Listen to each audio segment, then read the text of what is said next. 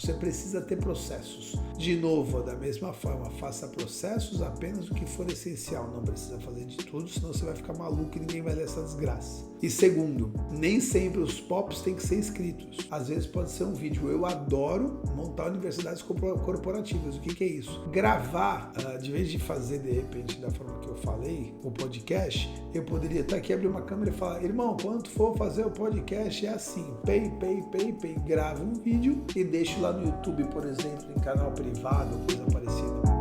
Ótimo dia, gestores! Meu nome é Barreto e você está ouvindo mais um episódio do Gestão Pragmática Podcast. Um podcast focado em micro e pequenas empresas familiares, te passando estratégias para ter o total controle de sua empresa, maximizar sua lucratividade e proporcionar uma ótima qualidade de vida na sua jornada empreendedora. Vem comigo! Ótimo dia, gestores pragmáticos! Bem-vindo ao Gestão Pragmática Podcast. Eu me chamo Rafael Barreto e ensino empresários a ter uma empresa familiar lucrativa que gere liberdade e qualidade de vida. E o tema de hoje é: o olho do dono realmente engorda o gado? Então, a gente vai falar um pouquinho sobre esse tema. Todo mundo já ouviu essa frase alguma vez, principalmente os empresários. E o que quer dizer essa frase, né? Da onde vem essa frase? Primeiro a gente tem que entender um pouquinho da onde vem essa frase, né? O que acontece? Por que essa frase surgiu? Ela surgiu por falta de controles internos, a verdade é essa, tá? Então, se você pegar um monte de gente, eles falam sobre controles internos, sobre controles. Peter Drucker já falava que se você tem números, você não consegue gerenciar. Se você não consegue gerenciar, você não consegue controlar. Ou vice-versa. Se não me engano, Peter Drucker ele fala que se você não tem números, você não consegue controlar. Se você não consegue controlar, você não consegue gerenciar. Aí você pega, todo mundo começa a trazer algumas informações. Por exemplo, Schmidt, Santos e Arima. O controle interno é um conjunto de controles interligados de maneira lógica, abrangindo todas as funções administrativas, ou seja, planejamento, execução e controle. Para não ficar uma coisa muito teórica aqui, a grande questão é: o empreendedor não sabia o que fazer se não estivesse ali junto. Então nasce a frase que o olho do dono engorda o gado, no sentido de que ele tem que estar presente, verificando, checando tudo que tem que ser feito. E respondendo a pergunta, vocês percebem que eu gosto de responder a pergunta logo no início, né? É verdade, o olho do dono engorda o gado? Sim, é verdade. Mas não da maneira como você pensa. Então olha que interessante. É verdade, mas não da maneira como você pensa, que é ali olhando o gado, tá? Eu vou explicar melhor isso. Inclusive hoje eu devo fazer um Reels falando das 4 frases proibidas para o empreendedor, e uma delas é: o olho do dono engorda o gado. Mas tu está falando que é verdade e é uma frase proibida? É porque as pessoas usam no sentido errado. Vamos lá.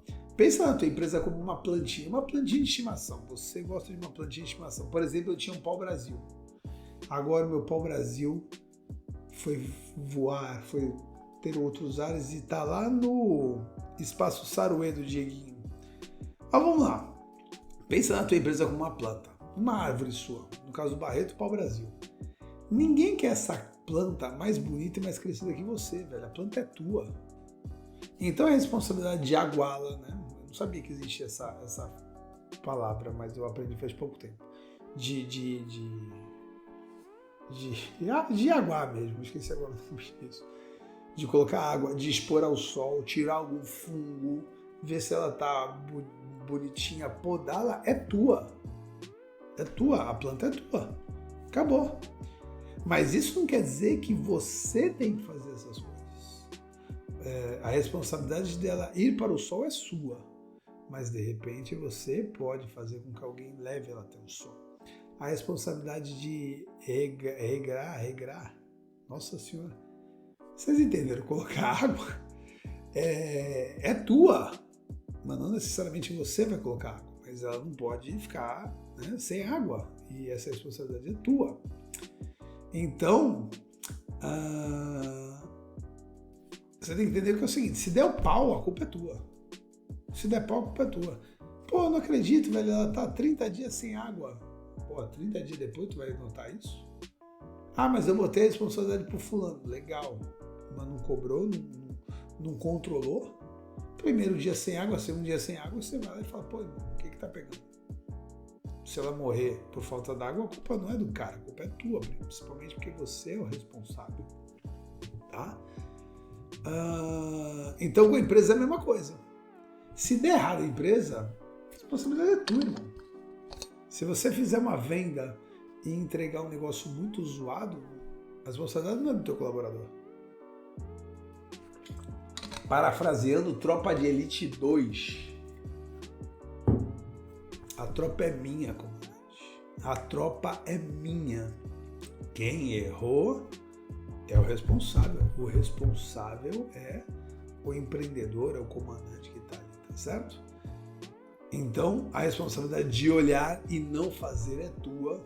Então, se você olhar um pouquinho a parábola do olho do dono engorda o gado, nesse sentido até faz todo...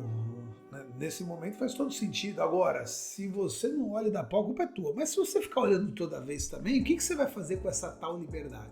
Para pensar.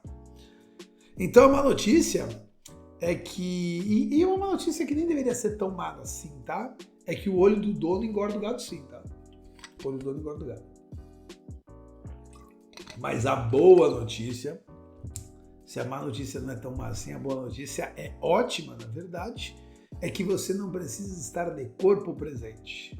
Nesse momento eu lhe entrego a espada de Tandera. Alguém assistiu Thundercats aqui? Lembra do Thundercats? A espada de Tandera. Que na espada de Tandera tinha o olho de Tandera. Aí o Lion pegava a espada e falava: espada de Tandera, olho de Tandera, me dê a visão além do alcance. Thundercats. Vocês não lembram disso? Tá bom. Na brincadeira o personagem tinha uma espada que ele olhava nele e conseguia prever o futuro, olhar as coisas, etc e tal, uma coisa nesse sentido. O empresário também consegue ter espada de Tandera. E são 4 fases da espada de Tandera. É isso que a gente vai conversar. A gente vai falar um pouquinho sobre essa parte. O que eu quero dizer é que se você tiver um sistema de gestão bem definido, você não precisa ficar em cima o tempo todo. Nem é válido ficar em cima o tempo todo. Aqui eu moro em Santos, né? E aqui a gente tinha a esquina da esfirra. Ou delícia de adolescência na esquina da esfirra. Tu aparecia com 5 contos lá, comia 8 esfirra. Era aquela loucura. E aí virou um sucesso na década de 90, acho, nos anos 2000. Virou um sucesso a esquina da esfirra. E, cara, eles começaram a abrir 2, 3, 4 pontos. A principal era aqui na principal avenida de Santos, chamada Ana Costa, na Praça da Independência. E tinha um senhor ali, que era proprietário. E, cara, tu passava 9 horas da manhã, ele tava lá. Tu passava 10 horas da noite, ele tava lá. Ele tava lá o tempo todo. Ele colocou uma placa chamada esfirrômetro, que ele colocava quantas esfirras foram vendidas, cara. Era um bagulho surreal, assim. Tu viu o número para milhões e milhões de esfirras. Lógico, passado o tempo, né? Ele chegou aí, ele vendia muita esfirra. E, cara, o olho do dono engordou o gado bastante, mas hoje não existe mais nenhuma esquina de esfirra. Todas foram fechadas. E aí, por quê? Não sei, não tenho nem ideia, não conheço, mas pode ter sido inúmeras coisas, mas se eu fosse apostar era falta de gestão, mesmo ele estando lá. Então entenda uma coisa, o teu trabalho não é fazer, o teu trabalho é gerir. Empreendedor, o teu trabalho não é fazer, o teu trabalho é gerir. Ah, mas eu não sou o cara de gestão, eu sou o cara da venda. Beleza, mas o teu trabalho é gerir o cara da gestão, uma vez que ele é teu funcionário. Você vai deixar toda a responsabilidade para um colaborador, para um sócio, tudo? Eu ouso dizer que é um erro. É um erro porque você está sujeito a falhas humanas. Controles é sempre importantes.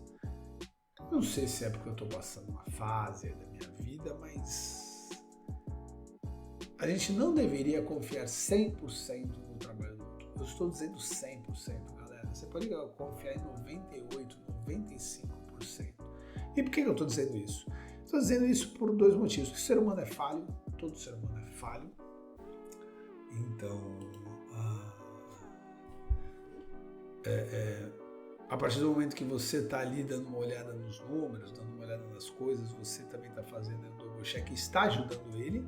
E segundo, que o ser humano também é passível de erros até no seu caráter. E quando ele começa a perceber que não existe um controle, ele pode fazer um pequeno desvio que na cabeça dele, de repente, nem é algo errado.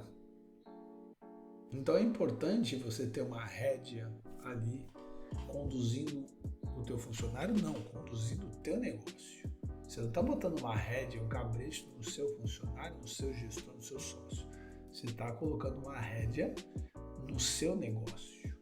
E uma rédea não é para você deixar muito firme. Uma rédea é apenas um guia. Se precisar, se o teu negócio estiver indo muito para a esquerda, que não é o que você quer, você puxa um pouco para a direita. Essa pegada só.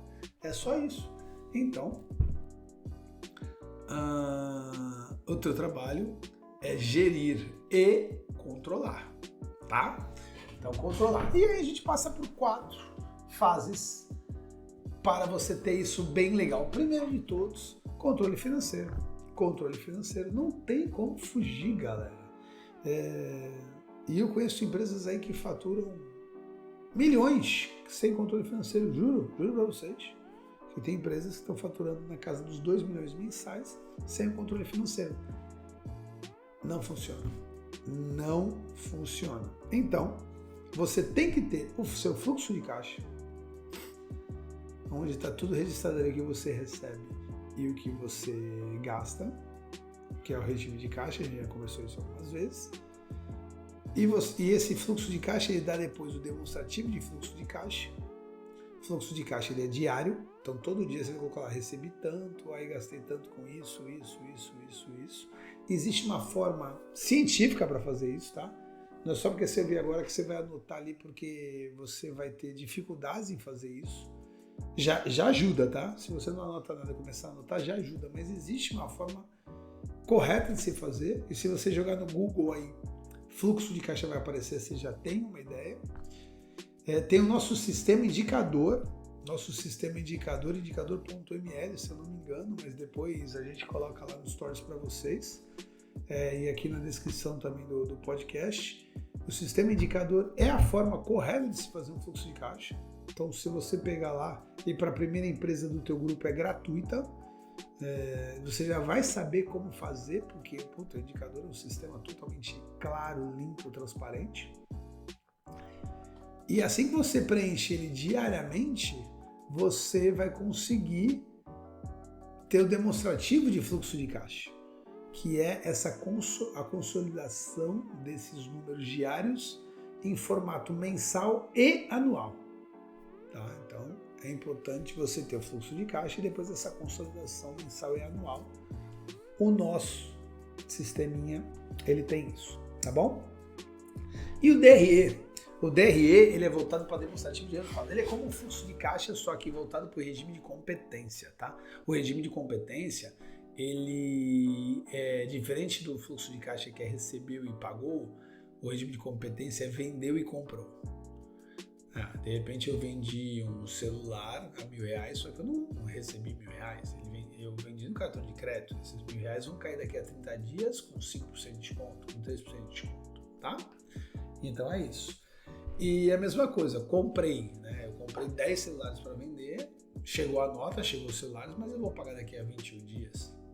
Então, é isso que você tem que pensar. Esse daí é o regime de competência, ele ajuda bastante as empresas nesse sentido. Então esse é o primeiro ponto, e na maioria das consultorias é por onde eu começo. Eu começo por ele porque tem muito ganho em fazer o seu financeiro. Você não tem noção o quanto é bom fazer o seu financeiro. Tem muita empresa por aí que até ganha bastante dinheiro. O cara não tem controle financeiro, mas ele ganha bastante dinheiro. Você não tem noção quanto de dinheiro você vai ganhar na hora que você fizer o seu financeiro. É surreal. É surreal. Aí a gente vai para o segundo, que são os indicadores. Mas Barreto, essas duas partes do financeiro são indicadores também são, mas eu gosto de separar para dar a devida importância. Então, na segunda fase, que eu estou chamando de indicadores, aí a gente vai controlar tudo que foi essencial. Existem 2 erros aqui que você tem que tomar cuidado. Fazer indicador de menos. Você não controla nada. Você não controla o teu número de entregas, você não entrega o prazo, você não controla o prazo de entrega, você não controla o teu faturamento, você não sabe o número de alunos da tua escola. Isso é ter indicadores de menos. Um outro erro é ter indicadores de mais. Você começa a montar planilhas, e daqui a pouco ninguém está dando mais conta de fazer tanta coisa, tanta planilha, e estão deixando de fazer o que é essencial, que é vender, que é entregar, etc. e tal. Então, qual é a grande sacada? É você montar o indicador e perguntar, cara, esse indicador para mim é importante para quê? Qual a decisão que eu vou tomar com isso? Se você não for tomar nenhuma decisão com aquilo, considere não ter um indicador. Para que tu vai ter indicador se você não vai tomar nenhuma decisão com aquilo? Para que serve aquele indicador? De repente para nada. Então você libera ele. Não tem necessidade de você ter ele. Ou então vai anotando para ver se precisa de alguma coisa, mas toma cuidado com isso, tá? Então controle tudo que foi essencial. Lembrando que o livro Essencialismo, ele nos ensinou que o que não é essencial é trivial. Se é trivial, não é necessário. Bacana? Aí você chega na parte de controles de indicadores. Aí que está a grande sacada do olho do gado, né? Nesses 2 primeiros aí, você pode ver os números à distância, cara. Você pode ver os números onde você quiser. Você não precisa estar exatamente dentro da empresa. O terceiro controle, a terceira fase desse controle são os processos.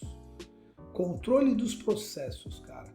E aí tem uma coisa muito legal que vem da área da qualidade chamada processo operacional padrão, o tal do POP. Não é nem processo, é procedimento, perdão pessoal. Procedimento operacional padrão, é o POP. O POP nada mais é que uma receita de bolo fazendo o que você tem que fazer. Então, de repente, se eu fosse fazer aqui um POP sobre o podcast, eu ia colocar: preencha a planilha. Eu tenho uma planilha aqui que eu preencho com todo o roteiro. Preencha a planilha. Receba o tema do Renan. Eu recebo o tema lá do meu produtor. Né? O produtor é meu sobrinho e meu sócio, tá? Mas eu recebo o tema do meu produtor. Com o tema, eu preencho a planilha porque é o momento que eu estudo o tema. Então eu vou lá e preencho a planilha. Eu sempre tenho que abrir algumas abas de navegador da internet para estudar o tema e não usar só os meus conteúdos. Então olha lá eu já montando o indicador, né? O indicador não, desculpa, o POP. Recebo o tema do Renan, abro a planilha, preencho a planilha com o meu conteúdo, abro aí no mínimo 5 navegadores para estudar o conteúdo e poder enxertar mais coisas interessantes. Posiciono a câmera, vejo se não tem nada aparecendo, que um dia eu tomei uma bronca do Renan porque tinha um sapato aqui, lembra que tinha um sapato aqui do lado? Então, maravilha, e pronto, pau na máquina. Começo a fazer o nosso podcast. E o porquê que é importante isso? Porque de repente amanhã não sou eu mais faço podcast, tem ali o POP pronto, eu entrego para alguém, a pessoa lê e toca a fazer o podcast no meu lugar. Você precisa ter processos. De novo, da mesma forma, faça processos apenas o que for essencial. Não precisa fazer de tudo, senão você vai ficar maluco e ninguém vai ler essa desgraça. E segundo, nem sempre os POPs têm que ser escritos. Às vezes pode ser um vídeo. Eu adoro montar universidades corporativas. O que é isso?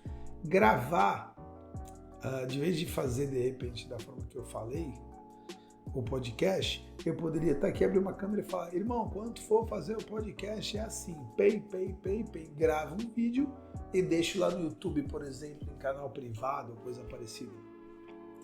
Terceiro, tem alguns que nem assim são, tem alguns que são imagem. Se você for no McDonald's, você vai ver lá um monte de foto, um monte de coisa na parede do McDonald's, que ensinando a fazer o lanche fica muito mais fácil para a pessoa, e assim vai. Esse é o terceiro, os processos, o POP. E o 4, pessoas. Pessoas é o seguinte, você vai ter de 10 a 20% de pessoas de confiança na sua empresa. Pessoas que tomariam um tiro com você, não é por você, é com você. Entendeu, né? Porque por você, poxa, a pessoa se entra, se machuca e vai embora. Com você, vocês dois estão juntos ali na batalha. É de 10 a 20%, galera. Você tem 10 colaboradores, você vai poder contar piamente, fortão mesmo, sério, com 2. É mais ou menos isso a estatística. Não queira ter 100% do time que não rola, tá bom? E aí, você sabendo disso, você precisa preparar o teu time em 2 frentes. A primeira são teus líderes. Você precisa ter um time de liderança. Você precisa desenvolver teus líderes para realmente conseguir sair. Tem uma coisa da administração que as pessoas acharam que estavam antiquadas, que estava antiquado e caiu por terra, que a gente tem que retomar isso, que é o tal do planejamento estratégico, tático e operacional.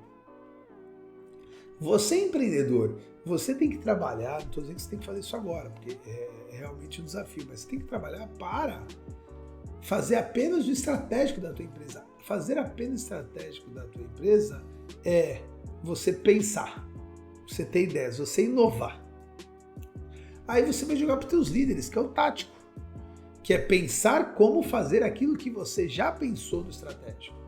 E o operacional vai fazer aquilo que o tático pensou como fazer. Então é isso, pensar como e fazer. Pensar como fazer e fazer. Essa é a grande sacada. Os teus líderes, eles vão entrar no tático e você precisa preparar esses caras. Dá para preparar esses caras muito bem. Eu estava na Calito Autopeças esses dias aí e a gente fez o método Kumbuka com o livro O Novo Gerente Minuto. O que é o método Kumbuka, pessoal? Você dá um livro para cada líder, fala para eles lerem até metade do livro, o livro inteiro, seja lá o que for, e aí o método Kumbuka é você colocar vários nomes, né? Todos os nomes numa Kumbuka, chamar todo mundo para uma reunião, puxar o nome da Kumbuka e o nome que sair tem que explicar o livro. Tem que dar uma aula sobre o livro. Ou seja, todo mundo tem que estar meio preparado, porque se seu nome for sorteado, você tem que apresentar o livro e você vai passar uma vergonha em tanto se você não tiver lido. Baratão da Chinta estava fazendo esses dias também, eu vi eles fazendo lá, até falei com o Marcão, etc e tal. Então, cara, você precisa preparar esses caras.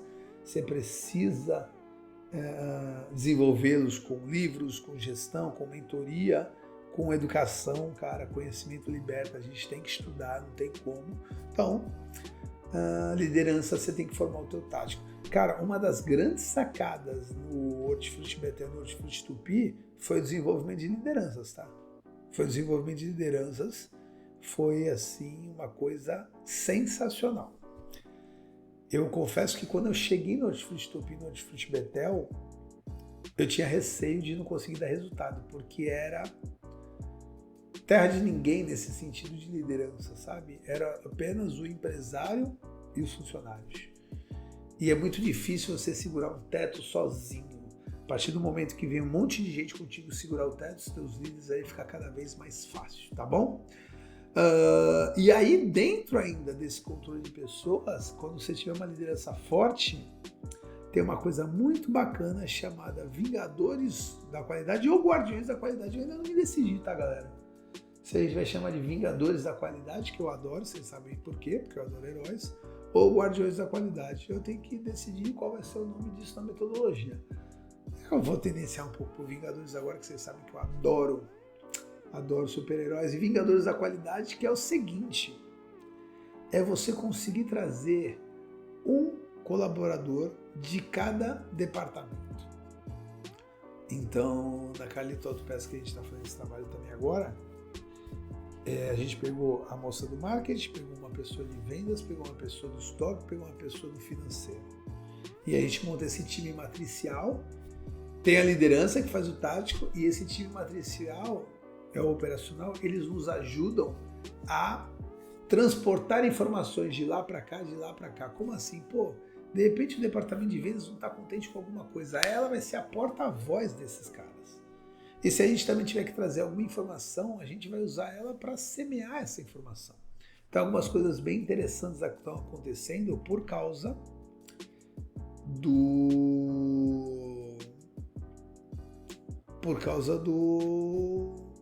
dos Vingadores da Qualidade. Então, a gente está colocando um bicicletário lá, a gente está corrigindo as portas do banheiro que estavam com uma deficiência. Eles iam fazer um trabalho bem legal relacionado a brainstorming de sugestões no dia do evento, mas aí a gente teve ali um ruído e não rolou. Então, as coisas aconteceram nesse sentido. Então, o time, os Vingadores da Qualidade ajudou bastante. Deu para entender como é que funciona os Vingadores da Qualidade? Tu montar o time matricial para eles darem sugestões do que pode ser melhorado em 3 vertentes. Então, você pega um cara de cada departamento, faz ele se reunir e fala, a gente tem que melhorar 3 coisas. Uma, como é que a gente pode deixar a empresa melhor para a própria empresa? Como é que a gente pode fazer a empresa ser mais lucrativa, ter uma melhor gestão, etc. e tal. Mas não é só isso. Como é que a gente pode deixar a empresa melhor para nossos clientes? O pessoal que está no operacional provavelmente é a pessoa que tem mais contato com o cliente. Então eles têm várias sugestões boas, a gente tem que ouvir esses caras. E terceiro, como é que a gente deixa a empresa melhor para os colaboradores? E também vem bastante coisa boa aí, tá? Então daí veio corrigir as portas do banheiro, colocar um bicicletário, um monte de coisa bacana nesse sentido. Bom, se você fizer isso, você vai ter controle financeiro, controle dos indicadores, controle do processo e controle das pessoas. O olho do dono tá aí. Você não precisa estar olhando fisicamente. E isso vai te ajudar bastante. Bom, quando você conseguir construir essas 4 fases e a sua empresa tiver lucro, você está muito próximo da liberdade que você quer. Eu quero ter liberdade, eu quero ser empreendedor para poder ter flexibilidade. Irmão, se você não tiver lucro, para com essa palhaçada de querer ter liberdade, velho. Para! Tu tem que ter lucro primeiro. Depois que tiver lucro, tu vai atrás da liberdade. Eu vejo uma porrada de empresário querendo ter liberdade sem lucro, no prejuízo. Pô, tu tá de sacanagem, velho. Tu vai morrer, tu vai ter problema para alimentar tua família. Antes do lucro, não existe liberdade. Tu tem que correr, tu tem que fazer o negócio lucrar. Aí depois que você faz o negócio lucrar, você coloca essas 4 fases para ela lucrar sem você, para você ter a tal liberdade. É assim que funciona. Se você inverter, né? Meu pai falaria que se você botar o carro na frente dos bois, o carro não vai andar, meu parceiro. Roberta da Madalena Brigadeiros, por quanto tempo ela não teve férias, não teve final de semana, não teve nada? Porque ela estava dentro da cozinha todo santo dia. Hoje, a Roberta pode se dar a liberdade de não ir nas lojas se necessário. Ela foi para a Europa esses dias aí. Cara, família Nogueira da Space Truck, por muito tempo trabalhou de domingo a domingo. Hoje já se dá um luxo de passar 40 dias fora da empresa. Então, entenda que a liberdade só vem depois do lucro e dessas 4 fases, por favor, tá? Se a empresa não está lucrando e tudo não está aparecendo na empresa, está querendo ter liberdade, tu é um maluco de pedra. E lembrando, o sistema indicador pode te ajudar na fase 1.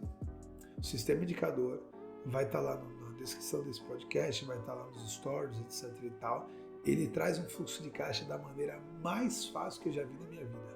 Sou suspeito em dizer que o indicador é nosso? Sou. Mas também a gente fez da forma como a MGP trabalha. Então ajuda bastante nesse sentido. Bacana? Bom, e aí é o seguinte. Como é que você vai fazer Como é que você vai experimentar saídas para que o cansaço, uma gestão centralizadora, não faça que a tua empresa, ao invés de crescer, ela retraia. Ao invés de decolar, ela estacione. Bom, eu trouxe as 4 fases, mas vou trazer mais alguns passos para vocês aqui, 5 passos que eu achei bem interessante do blog que eu peguei aqui, Maria Luísa Wolk é quem escreve. Ela fala aqui, 5 passos para você trabalhar para ter aí realmente uma empresa que decole em vez de retrair. Quando a gente fala de olho do dono engorda o gado, a gente também está pensando muito numa gestão centralizadora. E muito louco, galera. Muito louco isso que eu vou falar. Se você está muito nesse lance que o olho do dono engorda o gado, o olho do dono engorda o gado, é bem provável que você não esteja confiando nos seus colaboradores. É bem provável que você não confie nos caras. Olha que coisa louca, velho. O chefe não acredita na empresa, o chefe não acredita nos funcionários da empresa. Não pode ser assim, né? Então, a Mariela fala umas coisas bem legais nesse sentido para te ajudar a deixar de ter uma empresa tão centralizadora.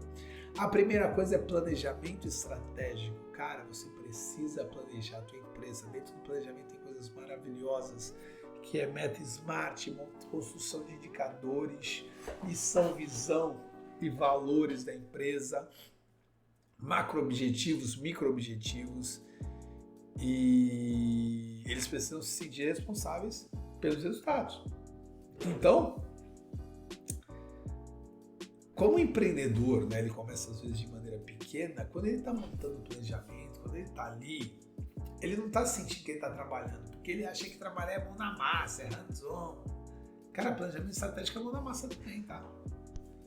Vamos falar de uma padaria que o cara tá na mão na massa, com a mão na massa literal, né?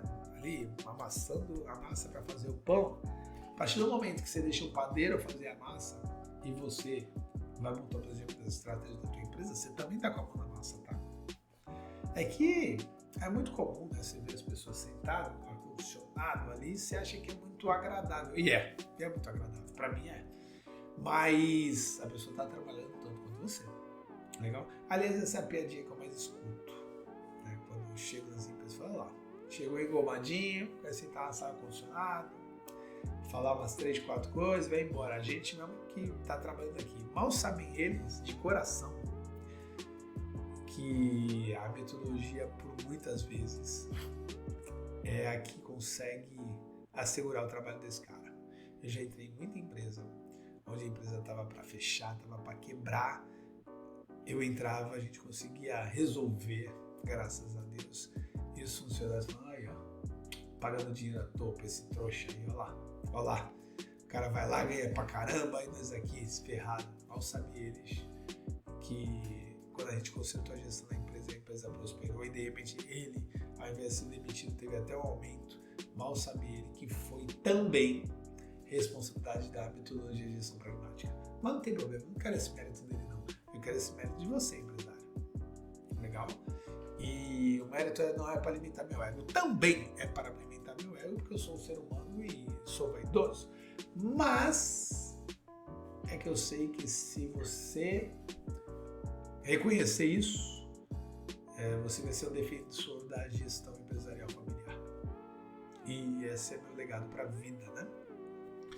Segundo, estabelecimento de boas práticas. Primeiro foi planejamento estratégico, lembra disso? Segundo, estabelecimento de boas práticas, comunicação, rituais de mensuração, acompanhamento de todos os planos devem ser claros e constantes. Então você ali vai botar as boas práticas. Lá no nosso a gente estava chamando de controle dos processos, lembra?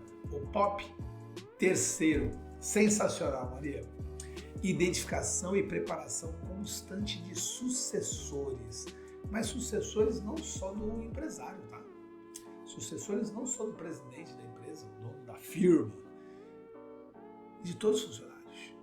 Por quê? Porque se tem uma coisa que acontece bastante em empresa familiar, às vezes, um ótimo colaborador teu, por ser ótimo colaborador, apareceu uma oportunidade para ele e ele tem que caminhar com as próprias pernas. E você vive um luto, eu sei disso. Mas se você já ir preparando sempre sucessores, você não vai passar por tanta dificuldade. É o tal do turnover, né? Quando você tem que trocar uma peça, o desgaste que isso gera, né?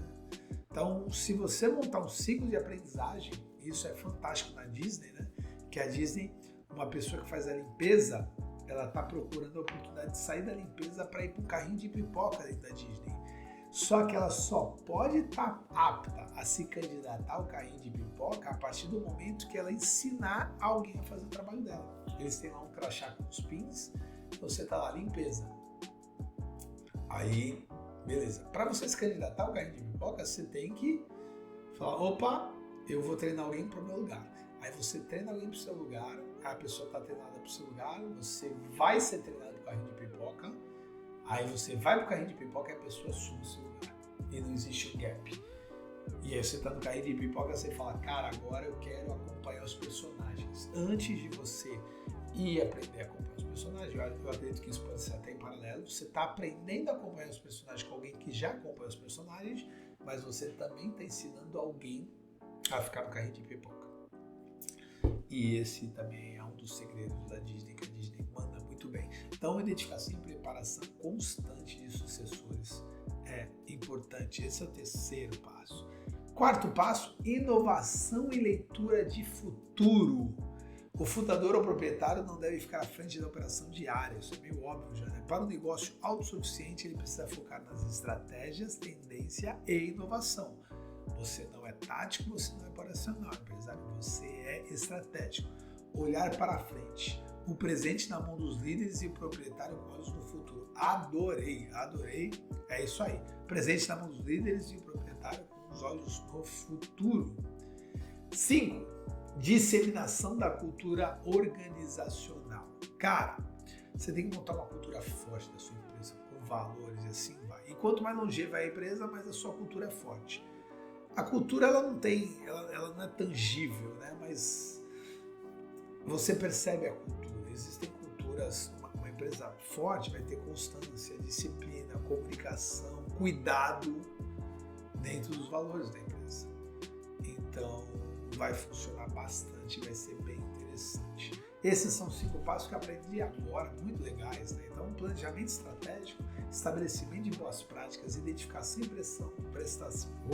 dedicação e preparação constante de sucessores, inovação e leitura de futuro e disseminação da cultura organizacional. É assim que funciona para você desmistificar esse lance do olho do dono engorda o gado, que ela é uma verdade em partes, tá bom? Eu acho que é isso no dia de hoje. Hoje eu prezo pra caramba pra qualidade de vida. Hoje eu não tenho condições de pensar dessa forma que o olho do dono engorda o gado. Escolas Wizard. A CEO é minha amiga Marina. Eu sou apenas um conselheiro da empresa. E sou acionado pela Marina. A Marina fala, Barreto, preciso de você. Red Button, eu tô lá. Mas, tirando isso, não tenho contato nenhum. Madalena Brigadeiros, eu não tenho contato, eu sou apenas um conselheiro da empresa. A CEO é o Roberto, o CFO é o Rafael, é assim que funciona. Eu tô forte, né? Eu tenho bastante trabalho na MGP e na Essencial. São as duas coisas que eu toco aí 100% do meu tempo. Hoje eu prezo muito pela qualidade de vida, mas nem sempre foi assim. O maior presente que minha mãe me deu, vocês já sabem disso, é ter me obrigado a entrar no Senai com 13, 14 anos. Ela me obrigou.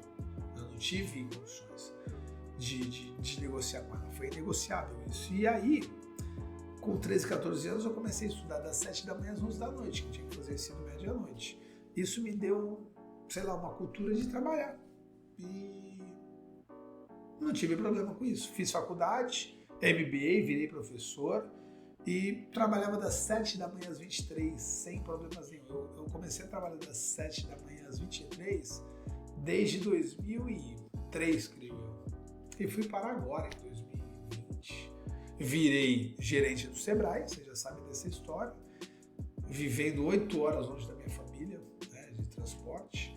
Então, para mim, a qualidade de vida não era algo necessário na época. Eu acredito que eu estava errado por um lado, porém, lembra quando eu falei hoje, que eu falei, cara, não adianta tu querer ter liberdade sem lucro, sem dinheiro? Eu também estava preparando isso. Hoje, graças a Deus, com a liberdade financeira que eu tenho, eu consigo já ter um pouquinho mais de qualidade de vida e ficar mais tempo com meus filhos, viajar, à noite estar com eles, toda semana estou com eles, então é bem bacana nesse sentido. Então, o olho do dono engorda o gado? Se fosse assim, eu tava na roça, né, cara? Onde eu ia ficar. A única pessoa onipresente se chama Deus. Então, se você tem 2 empresas, a não ser que você seja estrábico, você vai conseguir ver as 2 empresas com o olho dono e gordo gato. Se não, indicadores, meu amigo. As 4 fases. Controle financeiro, controle de indicadores, processos e pessoas. Pessoal, muito obrigado pelo dia de hoje. Na quinta-feira, às 7 da manhã, a última aula do ano. Eu não sei como é que vai ficar para janeiro, tá? Para janeiro eu vou dar uma viajadinha, vou dar uma passeadinha, mas é isso. Pessoal, muito obrigado pelo dia de hoje. Um grande abraço. Quinta-feira a gente tem aula de novo, beleza? É isso. Valeu, valeu, valeu.